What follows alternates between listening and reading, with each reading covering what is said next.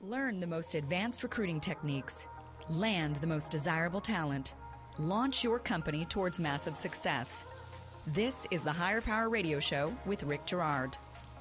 Culture has a profound impact on company performance, and often there's a disconnect between what management thinks culture is and how people perceive the culture. In business, leaders don't understand it, so they're disconnected from their people. What is your culture? Today we're going to discuss how to analyze your company culture, and we're going to find out. So we always start today with a quote we like to start with, and today's quote is, "There's no magic formula for great company culture. The key is just to treat your staff how you would like to be treated." Any idea who said that, Chris? I do, because I fundamentally disagree with that quote. Do you really? Oh. So there we go. We can start it off right. Nice. That's Richard Branson, of course. It absolutely is. Yeah. All right. I picked the right quote for today. We're getting charged up. I'm Rick Girard, and welcome to the Higher Power Radio Show. Our mission is to disrupt recruiting. We share insights from top-performing entrepreneurs and industry experts and provide proven tactical solutions to solve your company's toughest hiring challenges. Today, our guest is Chris Dyer, the founder and CEO of People G2. Chris is a recognized performance expert. He's also the author of The Power of Company Culture, which was released this year. Good job, Chris. Thank you. And he's also the founder of People G2, a background check company which has appeared on the Inc. 5000 list, fastest growing companies. He's also a passionate talent management enthusiast. My tongue is not working today. Chris is the host of Talent Talk, which is another radio show here on OC Talk Radio, popular business podcast, which features interviews of top executives and their strategies for hiring and promoting talent. Chris, welcome to the Higher Power Radio Show today. Thanks so much for having me. I appreciate it. Absolutely. It's going to be a rough one for me today. I'm battling a little bit of a sinus infection. And we'll make it. We'll just go. We'll do it. All right. So today we're going to cover, what culture is. I mean, we've talked about this, and we probably talk about it a lot. We're going to talk about how to analyze your culture and then how to attract the right people for your organization. Good or bad, whatever your culture is. Let's help you figure that out. What do you think? We can do it. All right. So let's start by talking about what is culture. Since you fundamentally disagree with Richard Branson, let's go there. Yeah. So, I mean, culture really is, if we're talking about company culture, it is that underlying set of values and understanding of what you're supposed to do and how you're supposed to do it as you navigate yourself as an employee throughout a company. So, sure. And culture certainly is slightly different for the owner, for senior level executives, and a little bit different for your average frontline employee. But overall, it should be, if you're not sure how to make a decision, if you're not sure how to move forward or how to operate inside an organization, the culture should help you do that, right? Above and beyond what a particular manager or your cube mate, if you're sitting in a big, general with a whole bunch of offices, tells you it is. That should be a part of it. And so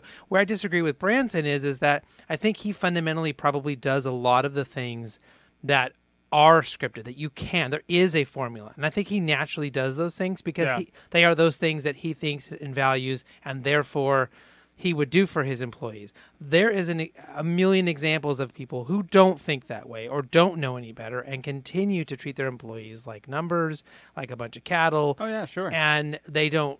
So that is how they would want to be treated is not the same way in which Branson would. So that's true. That really gets back to why I wrote the book. We had so many stories on my show over and over and over again. People were saying the same things. The best companies were telling me the same repeatable things over and over again. And so what were the worst ones telling you?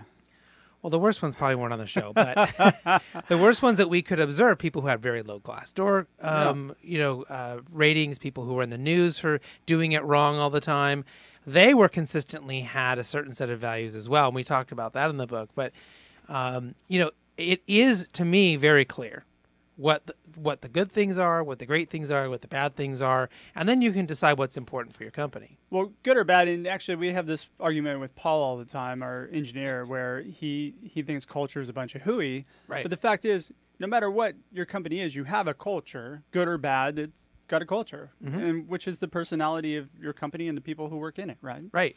Yeah. All right, so you've broken down what you call the 7 pillars of culture. Let's talk a little bit about that. Yeah, these are the 7 things that I really during the interviews have kind of figured out that the greatest companies were telling me they did well. Sure. Or that they focused on, or that they really valued inside of their company. And so these are the 7 things you need to do to be great. Not good. Okay, there's 3 things you can do to be good. And there's a slight difference there because most people, if they try and are somewhat intelligent and intentional about their culture, can have a good culture. That is different than having a great company culture, because what's different about great company culture is the research says over and over and over again, they are the top of their industry. They have higher levels of profit. Their products and services, seem to make it through, big changes in innovation or technology. These companies do well over the long haul and are the best of what they do. And that's different than just being good at your company culture. So it's good to great, right? Right. All right. So, but you can still have companies that have harsh or terrible cultures that actually perform well and do really well, though. Sure. So there are companies that do pretty well and don't have a very good company culture. Yeah. They, statistically speaking, they don't have as high a profits, right? You can have outliers, but because of their product or service, right? If you're the only one offering, the only one selling, nukes to the government, I mean, their profits might be really good. It doesn't mean they're a good place to work. Yeah. So there can be some one-offs on very particular situations, but in the Weinstein Company. Right. Way back when. Right. I mean, there was another factor there clearly we didn't know about. But they kind of owned all the movies that got released. I mean, they've been a huge mogul in that space for forever. Right. Yeah. And you can say what you want about him. You could also argue they made pretty good movies, regardless. I mean, most of the movies we saw, that most Academy Award winning. I mean, how many times did they thank that guy up on stage? So, I mean, reluctantly, probably. His ridiculousness aside, I mean, they made pretty good movies too, and so. But I've heard the company culture though is pretty harsh as well. I mean, it usually comes from the top down. Sure. Right. If you have somebody who's an asshole running the organization, it's going to proliferate. Absolutely. So what we do see, again, and you can turn to, it didn't last, right? Yeah, true. It all came down to a crashing end. It did really well for a while, and it came down to a crashing end. Yeah. What we're looking at is companies that continue to do well and have made it through, recession after recession, changes in industry and technology and other things. General Motors, I mean, they have done a really good job over time of continuing to readapt and to change themselves. And we've had their head of their CHRO on the show, and the things that they're doing are amazing to try to, in many different ways, handle the changes in who their employees that are coming in, what potential auto buyers are going to want. Will they even be auto buyers in the future? I mean, all these things, they're far and above many other companies in our industry and been thinking about this for a very long time. That's very all right. So let's go back to your 7 pillars. Let's talk about those. What are the 7 pillars? So if I can remember them all off the top of my head, and you may have to help me, but yeah. So the first one is transparency. Yep. Which is probably the biggest, toughest one for people to get their hands around. It's tough. Yeah. It's tough for a lot of reasons. When you start sharing more information, people have more questions. And now you got to start answering those questions. Yeah. If you haven't been doing things very fairly with your employees or your vendors or whatever, and you start sharing, people start saying, well, how come this person's getting this and I'm getting that? So you have to sort of to rectify some of maybe these injustices. But overall, we find that company cultures that have transparency in their organizations, and let's give examples. Do you share budgets? Do you share goals across the company? Do you share P&Ls? Do you share, anything that might help people in the organization make better decisions, understand what your company's doing, where they're going, why they're going there? Yeah. So very often you will hear managers say, why should I go into a meeting and ask people what they think? They usually come back with a bunch of dumb ideas. They don't understand.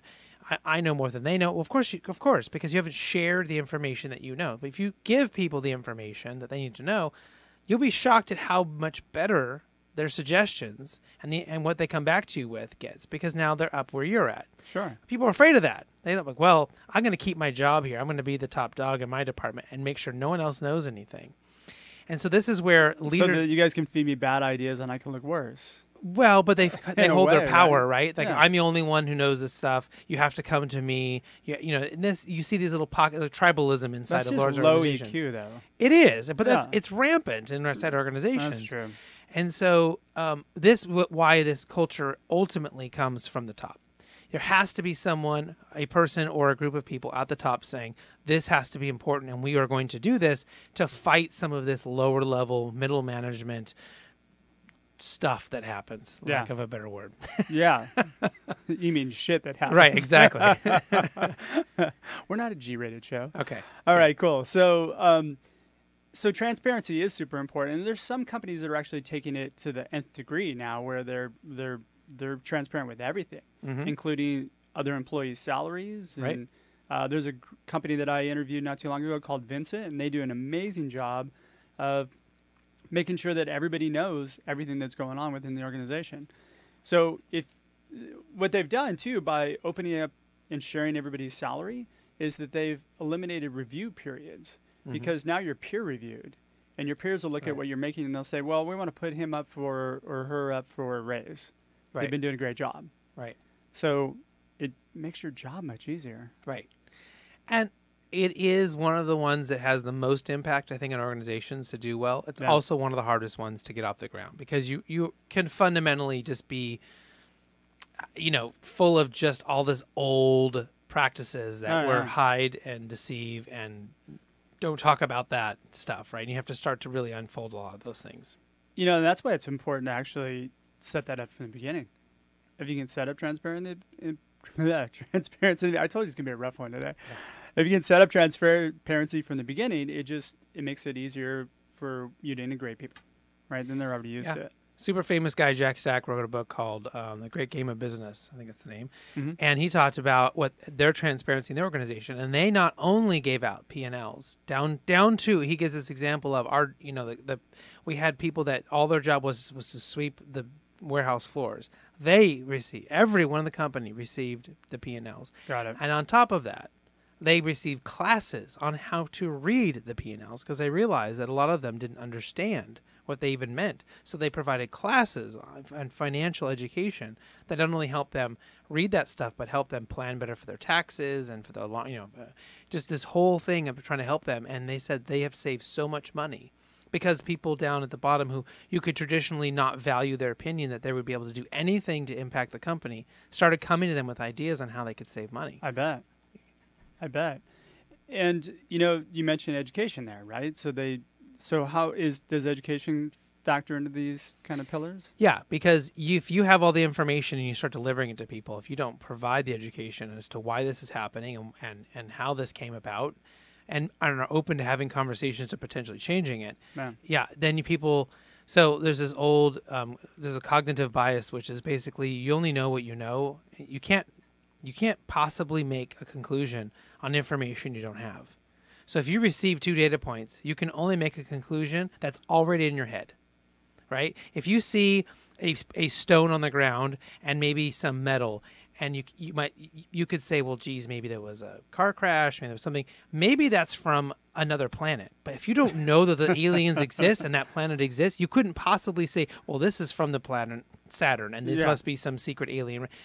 That wouldn't even pop in your head because it's not something you already know. Sure. It's not been discovered. You can only say, well, there's a piece of metal and a stone, and you can make conclusions. And it's the same thing happens in companies.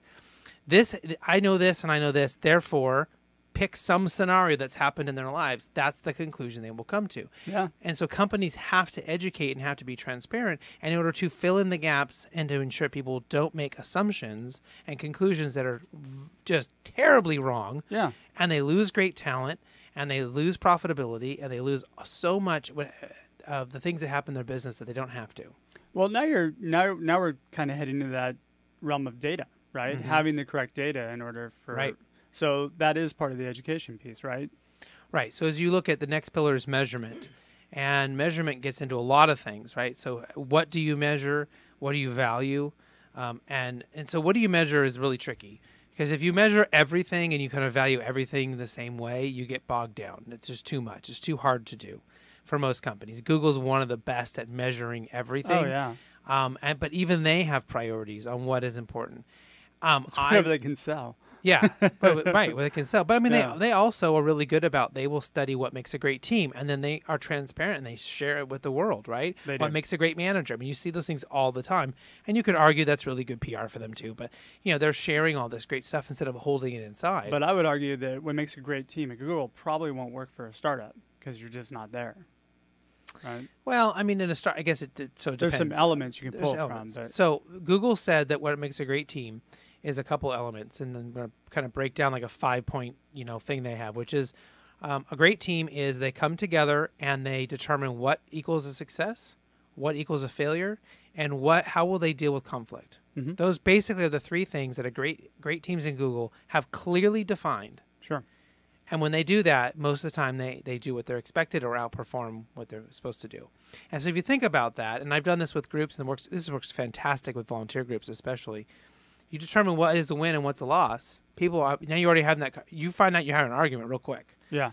And people aren't all on the same page about why you're even there, what is a success and what is a failure. And if you get through that, then you talk about how are we going to deal with conflict, right? Yeah.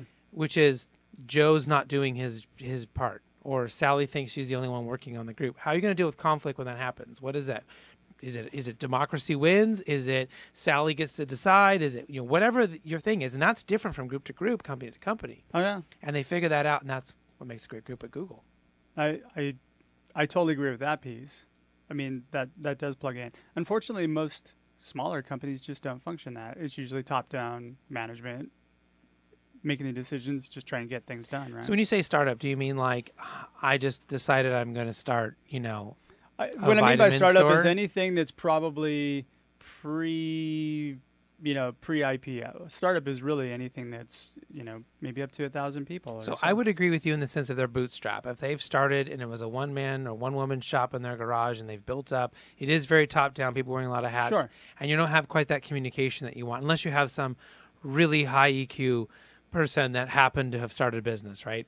But if they are funded, that's generally not true, because if someone's given They angel usually or have a VC team. money, they have a team and they're Yeah. coming in and they have an experience, and it's a little different. Or they have a scenario. rich uncle and, But even a rich uncle doesn't guarantee you're going to do things right. But I mean, No. if you have a organized group that's giving you money, they generally want, because they've had this scenario, they know a good team who's talking, communicating, and doing that is going to perform for them so much better. One would hope, but I mean, still, they only count on, 3 to 5% of their investments usually coming to the next round of funding. I will tell you, and I've had quite a few, investment experts on my show. Mm-hmm. One of whose opinion I kind of hold above all others is Dave Burkus, and he pretty much explained, and he's done this many times. He bets on the jockey, not the horse. Oh yeah, absolutely. So it's the person who's there. So it's that person. Are they going to come in and run a good company? It's more so than the idea or the product, which is amazing, because you think that these guys, these investors, are out there looking for the next big thing, and they're not. They're looking for the next big person. Yeah, absolutely. If you're just joining us right now on our live stream or our podcast, you're listening to the Higher Power Radio Show. I'm Rick Girard, and today our guest is Chris Dyer, the founder and CEO of People G2 and the author of the book Power of Company Culture. So we just discussed what culture is, and we discussed a few of the pillars of culture, and now we're going to get into really how to analyze culture, right? So it's kind of really easy. Open your eyes, right? You could start there and look around and see what's going on. Yeah, I mean, that's one thing. I mean, you might want to read a few books or go to a conference and get kind of inspired. Yeah. Again, if you don't know what you don't know, this is where I see companies struggling the most with their leadership, is that people generally only have what their parents did, what their coaches did, maybe what their first boss did, and that could be good or bad, Yeah, as to how to manage people. sure. And if they don't receive training, if you don't have, you're not thinking about this stuff, you're not maybe running a book club and having conversations inside your organization, people only resort back to, essentially, it's command and control. Because that's what your parents did, and that's what your coaches did, Absolutely. and your teachers did, was command and control. It's a safe zone, and for some reason, that's a safe place for people, and they feel comfortable there. Right. It's super easy to just say, do what I say because I said so. Yeah, Oh, you're fired, right? that's what my parents did. Right. And They didn't fire me, but and that's fine when you're trying to keep a child from putting their hand on a hot stove. yeah, It's not the same thing when you're trying to get people inspired to do their best work and to come to the office not only to do their job, but to actively participate in making it awesome instead of actively trying to ruin things. Yeah. And being actively disengaged. Where I see a lot of disconnect is that the leaders or the owner of the company usually has a totally different idea of what the company culture is than the actual people who work there. Because so I've gone into companies and we'll survey everybody, and the answers from the CEO are completely different from everybody else, and so that's usually an eye-opening experience for the CEO, of course. Right. I told a story not too long ago about a CEO. He had behind his desk, he had all these great words like teamwork and culture, behind, like, on the big words behind his desk. And when we went and walked through the office, I noticed people were getting real busy as he was walking around. They're getting on the phone. You hear him typing kind of loud. There was nobody talking. Everybody was kind of doing their own thing. And when we went back to his office, I asked him, where did you get these words? Like, I didn't observe any of those. He said, well, they all sounded good, so we just kind of picked them and put them up on the wall. And that's kind of what we do. Right. He didn't live it at all. It was a really interesting experience. So what I like to do is do an employee survey if you're not sure what your culture is. See what they say your culture is, because that's probably what your culture is.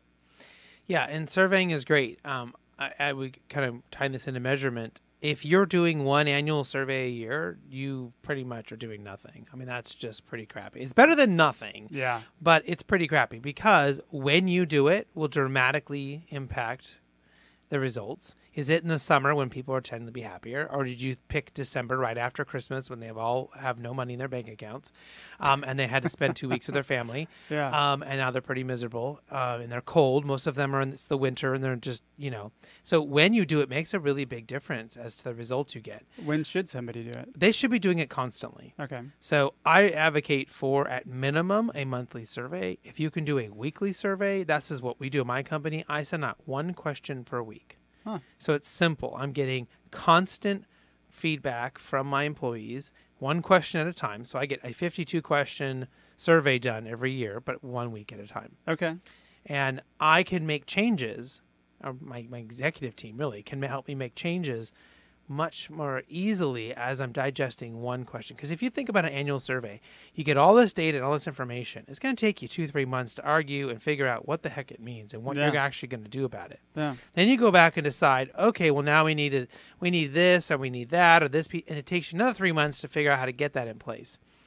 Now, think about the employee. The employee filled out a survey. They're looking at least 6 months until you might actually do something that they could notice as a result of their input. Yeah. And now you're getting pretty close to the next survey. So it's completely useless to them.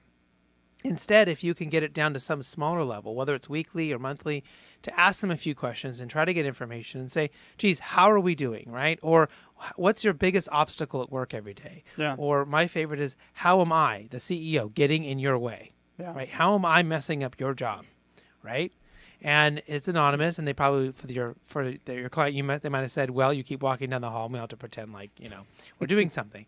Whatever that thing is, and then I can make an adjustment, right? I can quickly get my team together, or I can get employees together and say, help me understand this, explain it, let's talk about it, and then what changes can we make, right?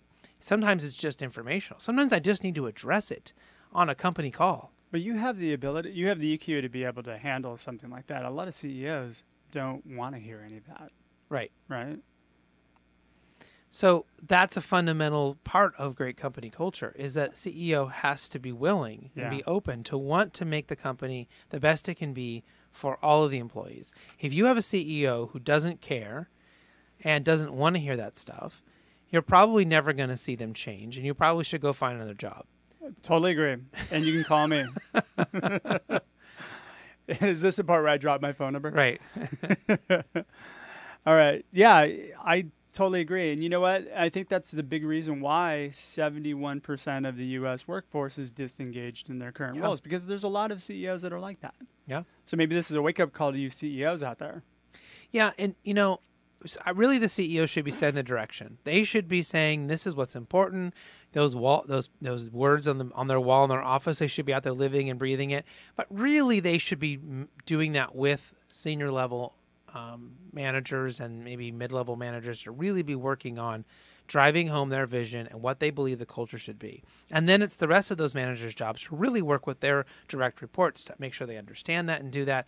The CEO can, from time to time, make a grand kind of gestures and talk about that stuff on calls or things, and that will help reinforce it. But really, the vision is top down. However, then the employees have to be given the freedom and the life and the permission to take those ideas and run with it, and incentivized and rewarded, and really, make it aware that they can go out and take that idea. So teamwork, right?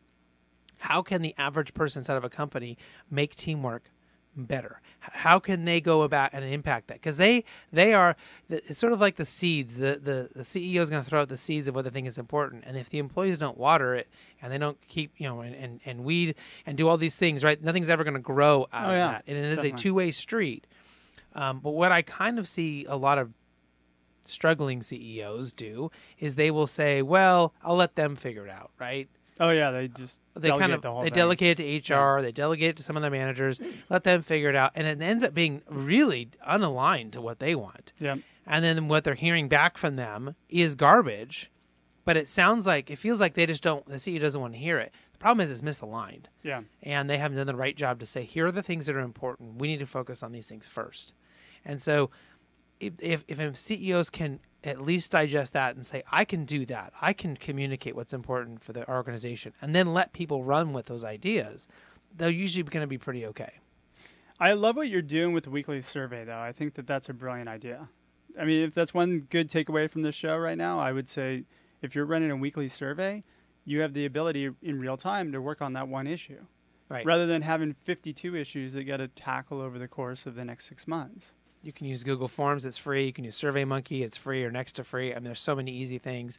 Write out your 52 questions ahead of time, or if you're lazy, write out 20, whatever. Just get something down. Yeah, right. And program it and send it out, and really communicate to your staff that this is super important and why it's important, that we don't want to wait till it's once a year, that we want to be able to make changes a little bit at a time. It's more digestible. We want to make sure we keep a pulse on the company, and to please. This is the thing I did, is I didn't beg, but I really made sure they understood how important it was for them to respond. That it's only one question. I'm asking you for 5 seconds of your life, so I can help make the company better. Yeah. And I had a very, very high. I have a very high. Usually, it's only the people who are gone, if they're on vacation or whatever. And we have some in the 90th percentile of return rate. Yeah. Of people responding. So I know I've talked to a lot of HR people, and they say if they're lucky if they get 35%. It's terrible. Well, so who wants to fill out 100 questions once a year in December? Not me. No, me either. They really have 100 questions. Oh, yeah. I've seen them. They're terrible. Oh, my God. Because they hired some analyst, somebody, and they said, well, you need to ask the same question 3 different ways, so that you make sure you get accurate information. I mean, because people aren't really reading it. They're trying to get through it. Yeah. Get it done. God, that doesn't... So that seems to me as being more of a cultural hindrance of just having to do that activity alone. Yeah, I mean, I would be pretty disengaged if someone gave me that. I'd be like, yeah, someone's really going to read this, Exactly. But if you ask me one question, I feel like I can give you one answer, and you're probably going to read it. In fact, you're going to read it, and I'm going to really make sure you don't know it's me. I can't put too much in there. You're going to be able to figure out really easily because, I mean, I've told my staff, this is totally anonymous. Don't put anything in there if you don't want me to figure out who you are. If you want us to be totally anonymous, that's fine. If you want to write your name, you can do that too. Yeah. But, I mean, my staff isn't thousands of people, so I mean, I read through it, I go, oh, I'm pretty sure I know who that is. I can figure it out, which is okay. Yeah. But it's good that you do. Yeah. Amazon has an interesting view on culture. They say we have a lot of nice people, but we're really intense. And given our druthers, we'd rather side with intense. Right. So that loops back around to hiring. You want to hire people that fit your culture, not hire people that have the skills, and then you have to bend your culture around those people. Right. That's one of the things that I see. Like, for example, if you have a harsh culture, look at like Wall Street or, some of the companies that are out there. If you have a harsh culture, hire people that are okay and thrive in that culture. Exactly.